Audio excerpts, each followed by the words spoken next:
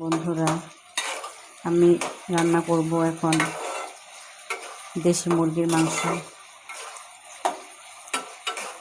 সে প্রস্তুতি করে নিচ্ছি। পেঁয়াজটা একটু ভেজে তারপর আমি মশলাগুলো দিয়ে দিব। পেঁয়াজটা ভেজে নিচ্ছি।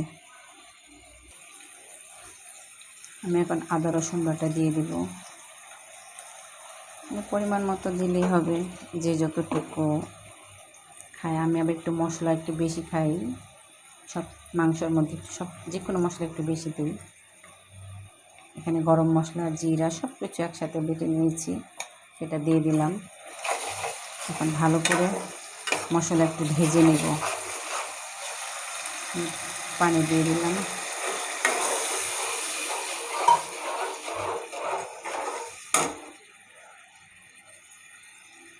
এখানে হলুদ, মরিচ, ধনিয়া সব একসাথে মিশানো আছে।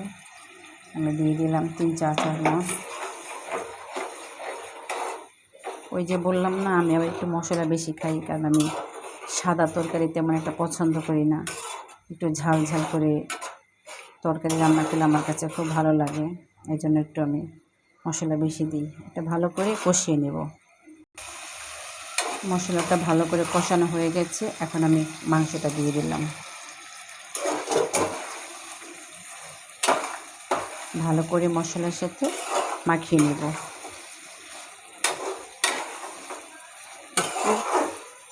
ভালো করে কষিয়ে নেব, কারণ তরকারি যত ভালো করে কষানো হয় ততই খেতে স্বাদ হয়। এই কষানোর উপরেই টেস্টটা বাড়ে এবং কমে। ভালো করে কষায় নিতে হবে।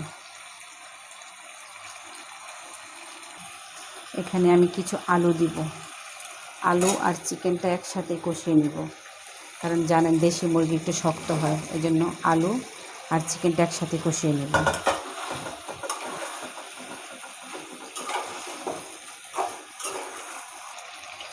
চিকেনটা কষানো হয়ে গিয়েছে, যে তেলটা যখন উঠে আসবে তখনই বোঝা যাবে কষানো হয়ে গেছে। আমি এখন পানি দিয়ে দিব। পাশের চুলায় আমি গরম পানি করে নিয়েছি, সেই পানিটা দিয়ে দিলাম। যতটুকু ঝোল রাখবো সেই পরিমাণটা বুঝে আমি পানিটা দিয়ে দিলাম।